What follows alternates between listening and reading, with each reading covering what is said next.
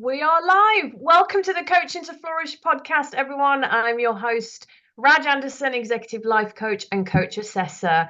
And I'm excited to be back here with John Andrew Williams, who is the founder of Coach Training EDU. And you might have just caught the tail end of our conversations. Lots of exciting things happening at Coach Training EDU, aren't there, John? Yeah, I mean it's I'm in it, and we have an app that we're getting through the Apple Store. It's gone through the Apple Store, now the Android, the Play Store. We have a new website rollout for the academic life coaching happening tomorrow. Hopefully Coach Training EDU a week from that. It's just a lot. So I'm pretty psyched, and getting these things done is it's going to free up a lot of my energy, things like that. Congratulations to you, John. That's lots of exciting things are happening. And, as I said before, if you haven't checked out the events page, there's so many great events and speakers and workshops happening at Coach Training EDU as well. So please go and check that out. And I could talk forever on all these great things that are happening, but I guess better get us focused on this demo that we're going to listen to, John. Do the demo. Let's do that. It's good to have you back. It's good to have you here. And I think next week is International Coaching Week. I think we have a number of things that are happening this week, but we'll see. I don't know what I'll do next week. Maybe something interesting. All right, let's get to this one. All right. Let's get let's get this one done. Share sound. Here we go. I think we're at the 9-minute mark. I think it's been like 4 or 5 messages from them.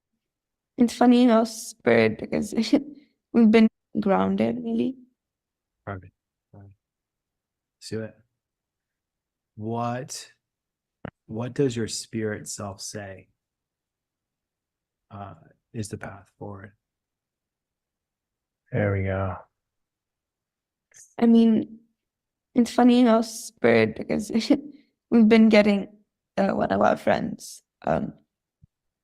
He's able to not channel some energies, but he's able to communicate with some energies, and without even asking, sometimes they send a message through him, and I think it's been like 4 or 5 messages from them, and they've been the same. They're just a constant reminder that we're on the right path, and just a reminder that although a tragedy has hit and we're meant to grieve, to not let it become, our identity, and to stay positive and confident in the fact that Jungwoo's okay and we're being taken care of. So I think, yeah, those are the messages from my spirit self, because my spirit self is aware of that as well. In fact, that's been the only thing that's made this whole process easy, has been my spirituality. Like a reminder that we can't stop death, and we can't predict death, and there's no right or wrong timing. But most importantly, I think my spirit self says that she's here with me, and she's always going to be here with me. And, the air that I breathe, or in the water, or in the leaves that I hear rustling. I think that's the main message from my spirit self. What's your spirit self say about separating emotionally from your husband when he's in that space? Is it soft? Can you hear it? Yeah. All right. Yeah. I mean, I feel like I'm just going for it. Like I'm going for I mean, this is very similar to future self. Like, what would your future self say? And you just fill in the blank. It's almost like whatever pops in there. I do like this one though, like going for separating emotionally from her husband when he's feeling in this space too. I mean, this feels like a prickly question to me. Yeah, and I love this spirit self question. It's almost poetic how she's describing it. It's so meaningful the way that landed for her, isn't it? Oh, it just keeps going. Yeah. It's like, and now at this point in time, I feel like I'm just going for the as I see it, the most what I am truly most interested as a human being talking to another human being at this point. I just had spirit self in front of it, and that's what's happening right now from a coaching standpoint.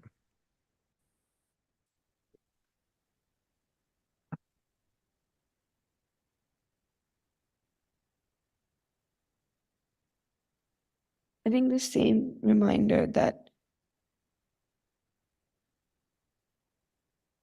both him and I know that she's here with us and she's present, even if we can't physically see her.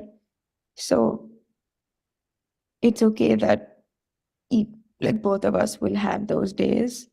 I think it's giving me courage and a reminder to separate myself, but my spirit self also says it's okay to cry with him because that's what grieving is. So even if he's grieving or even if him feeling a bit lower, ignites that in me again, it's good because a lot of things, the sadness and the pain need to be released. So I shouldn't feel bad or shouldn't feel discouraged or disheartened when my mood does dip with him because we can grieve together. Yeah.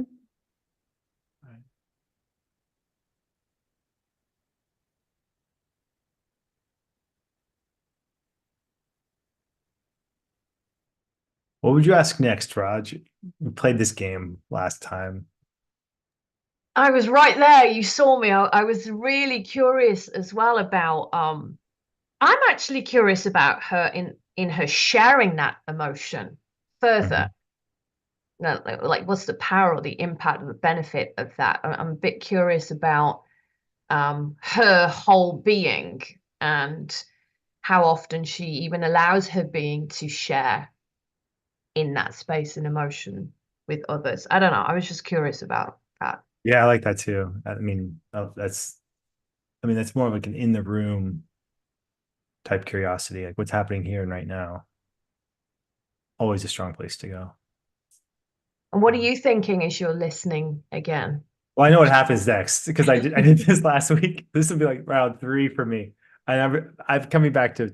I'm remembering this session very well. This, I'm just going for it. I mean, I'm swinging for the fences at this point.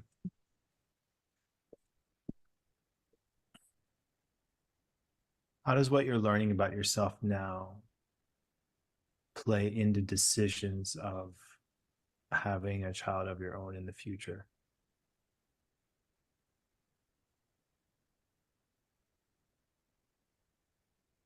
I think, yeah, everyone's kind of, or not, by everyone, I mean people who really know us, because other people don't know every journey that we're on.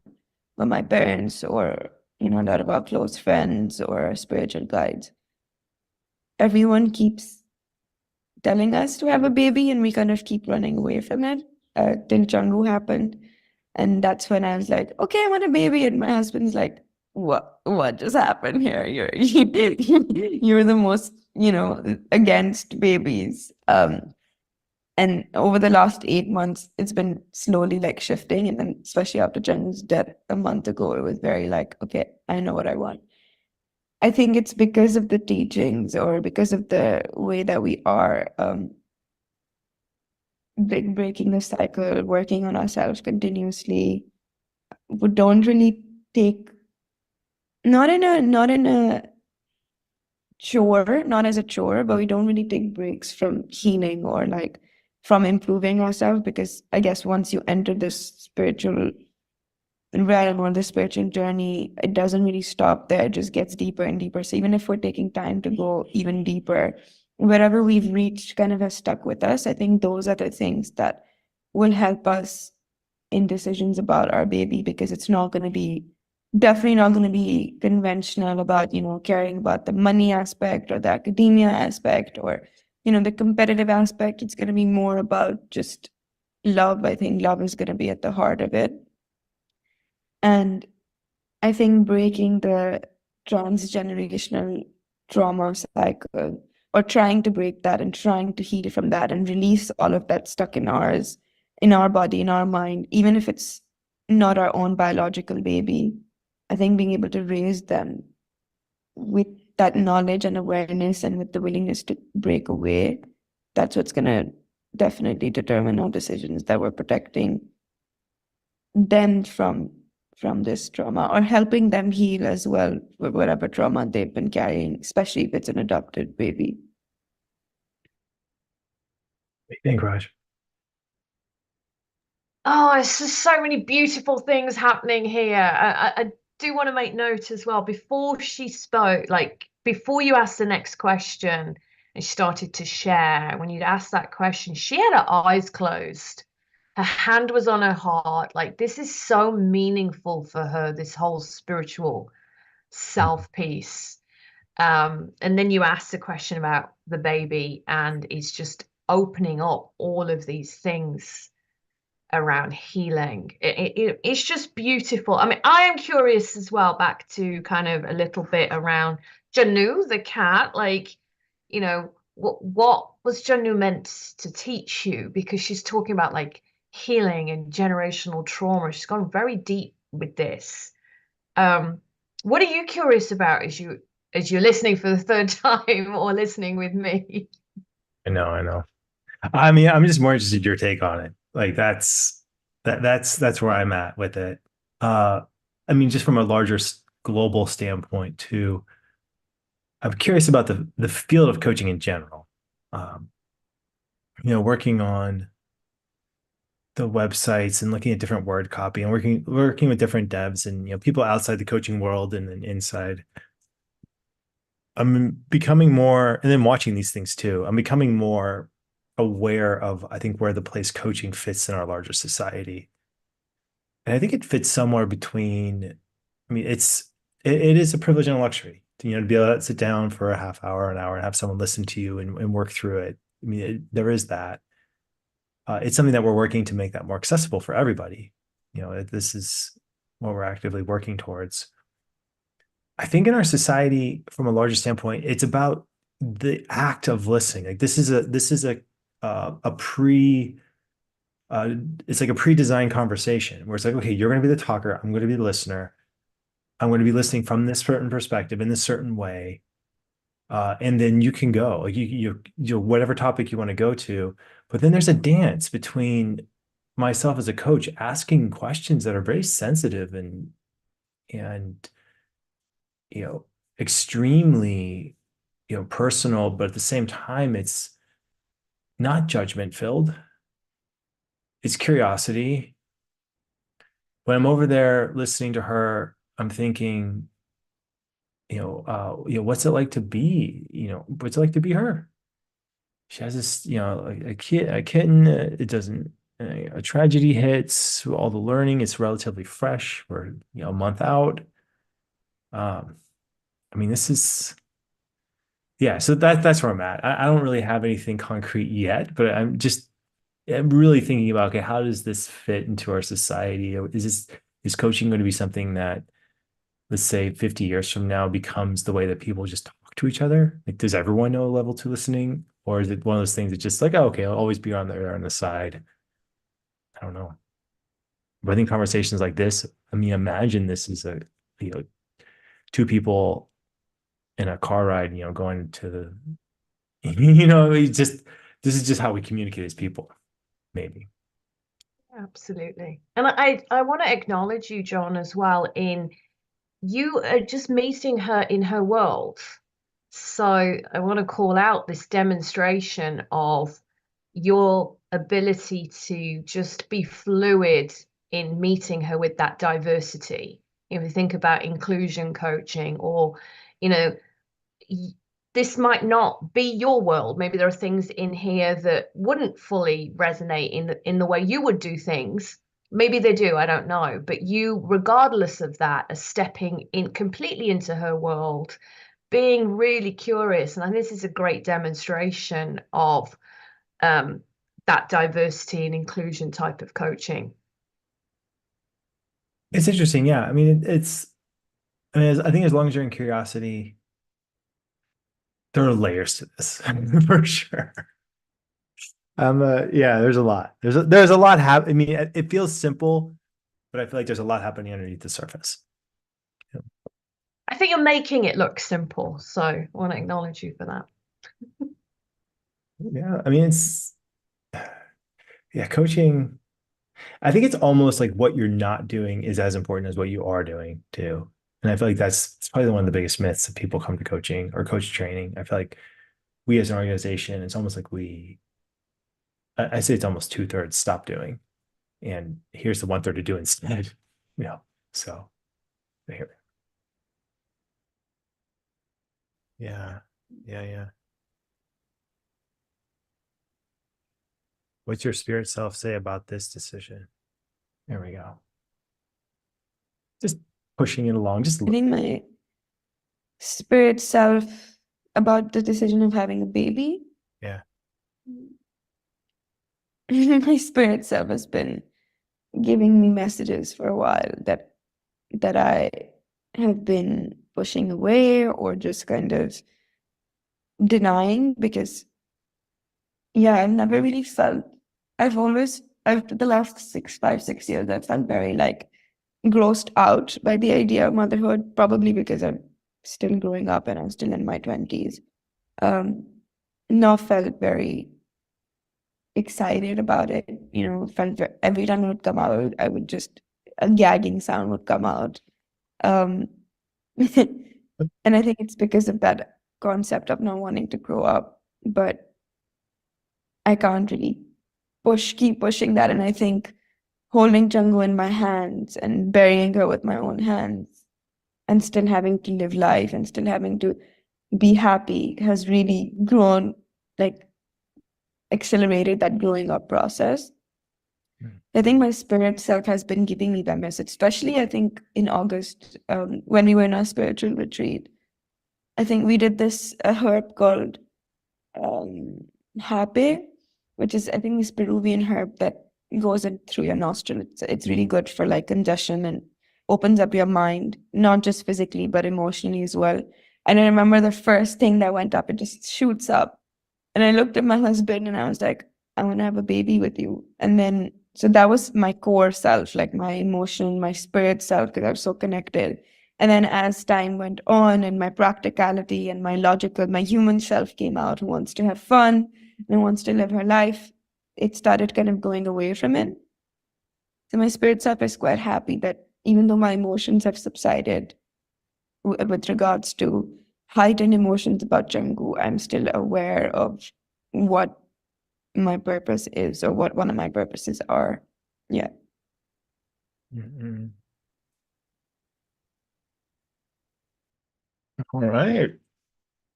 How much vulnerability that you have been able to kind of create that space for her to be vulnerable and real. And you're being very courageous in those questions. What's guiding you, John, with those questions? I'm curious. I mean, part of me, because I know this is being recorded, I know we're going to watch this, and I know there's going to be a lot of people who look at this and go, okay, cool. Like, how does this play out? Like, are you even able to coach someone who's talking about doing, herb ceremonies? And I mean, as from a coach standpoint, I mean, my sense of it, I mean, it definitely deals with the comfort level of the coach. Especially if you're working with, I mean, I work with a lot of teenagers and, back in the day and, they would tell me things and then I'm like, look, if you tell me something, I'm going to have to tell your parents. So just understand that boundary is there and I did, and it was known and it was like, okay. And oftentimes the parents were happy that they at least had someone, someone to talk to about, how they're using substances. And I mean, it was all it was all very transparent. What she is doing here, or Nasheya, what she's doing here, I think it's just,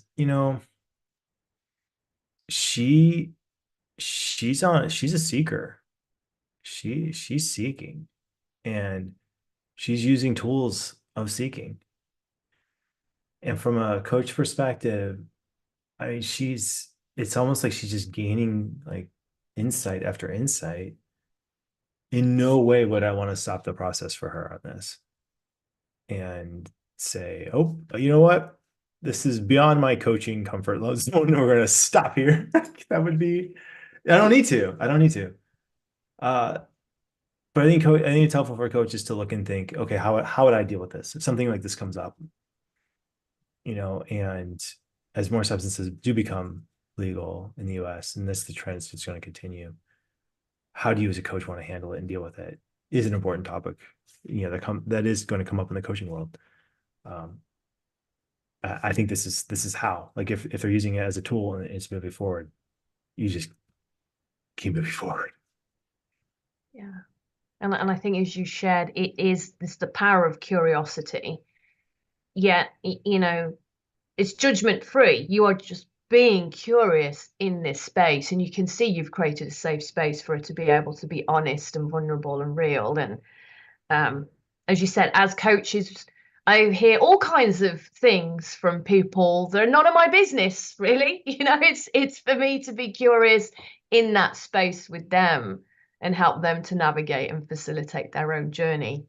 But thank you for sharing, John. Should we listen out to the end? How are we doing? That's what I'm thinking. Yeah. No, I'm looking at the time too, thinking, all right, the dev's just gonna have to wait. So shut out. What's it like to say that all out loud? And just there it is. There's the thing. That's the way. And there it goes. It's quite beautiful because I've been having those same practical sides seep in again. I'm just like, I don't know how I feel about, being up all night looking after kids. I don't know how I feel about this. And it again feels very alien to me, all the practical elements of it. But this time, instead of letting that wash over me, I've kind of stuck with my core. It's almost like a key and a lock, right? Like once that key has gone in, it can disappear if you let it, but I've kind of stuck with that feeling. So it's really good to be able to say that out loud, because I've just been having this conversation in my head that, oh shit, I'm feeling this again. I don't know when I'll be ready, blah, blah, blah, blah, but at least I know that I am ready. It's not if I'm ready or not. So I think knowing that in my being has been really powerful. Even if I know that for my human self, I would like to wait for a bit. Yeah, it's quite powerful to converse that out loud, whatever the conversation in my head had been over the last few weeks. Mm-hmm, mm-hmm.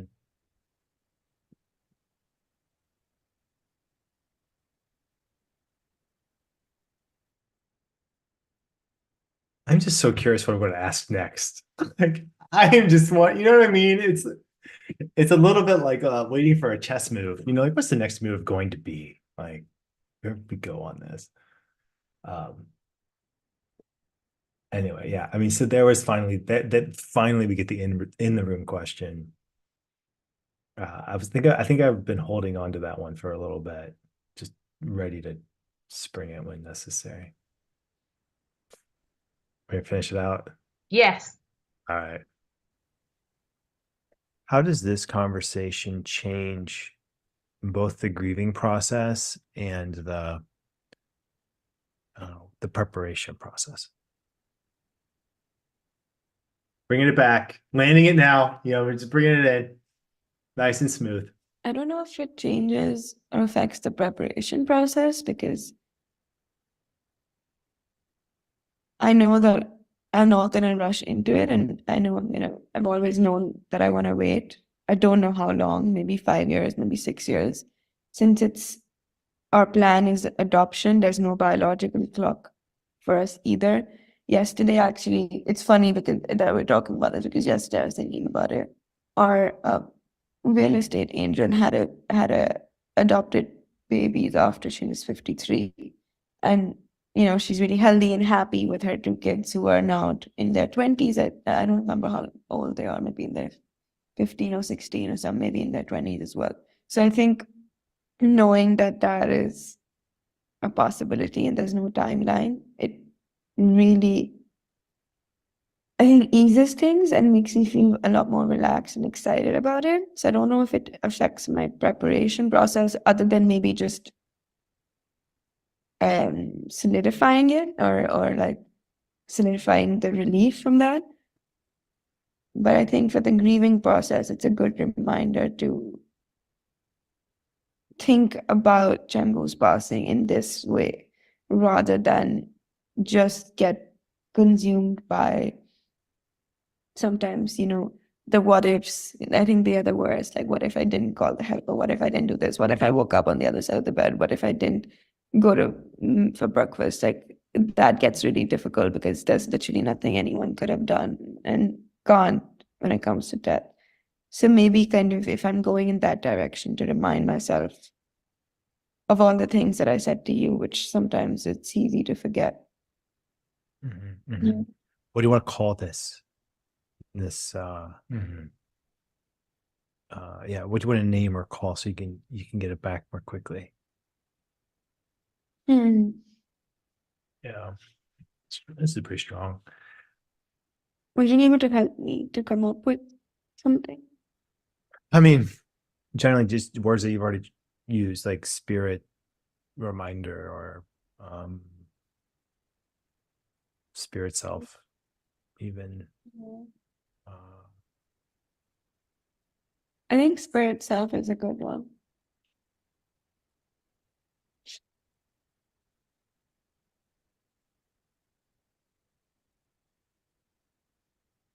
And a word might even, a name for it might even evolve. You might that, oh yeah, spirit self, and then the name comes to you as well. Is this something that's, usually 2 words, something slightly unique so that you can always call it back if you need to?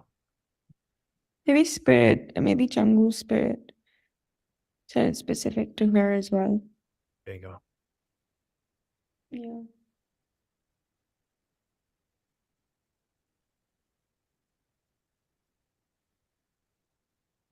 Yeah.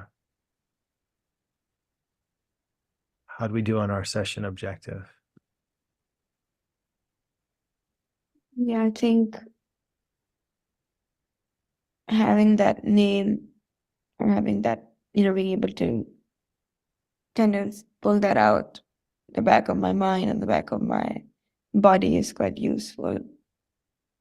But also just speaking about it and voicing out the different things that are racing through my head sometimes. That was quite helpful. Yeah. Yeah, for sure. Thank you for that. Yeah, I stop it here. And then we just go through talk a little bit more. I just told the dev I'd be there in 2 minutes. So how was that type? Beautiful wrap up as well there, John.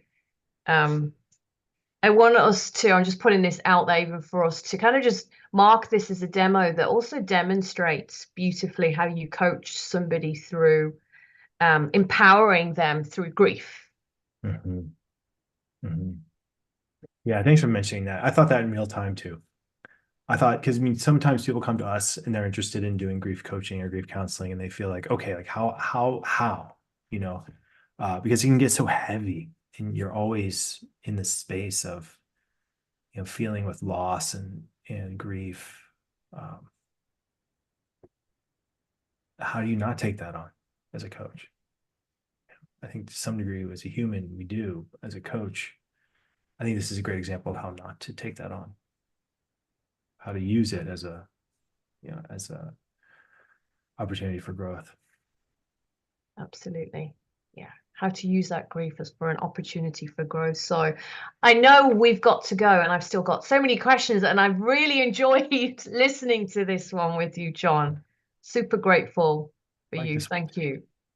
Yeah, no, it's way better when you're here, Raj. So next week is going to be not so great. I'll be just me probably. We'll figure something out. I might get. We have I think maybe 3 or 4 demos banked at this point. We're going through them a lot slower than I originally thought, and we have many more than I originally thought as well. So it's probably the best case scenario for this podcast to continue in this way. I'm just going to roll it out there again. If anyone wants to be reviewed, next week is a golden opportunity. So if you're listening to this and you have a client session and their permission to listen to it, there's always that opportunity. I think, if these things continue a year or 2 from now, my hope is that my sessions just go in the distant background. We're mostly listening to other people's sessions. Like that's my hope. So I'm just going to keep rolling that out there, and hopefully one day it will happen. Absolutely. So grateful for you all. Be courageous. Send us your demos. I'll miss you again next week, but from June we'll be back in the flow and grooving with all of it as well. And see you all soon. Bye bye.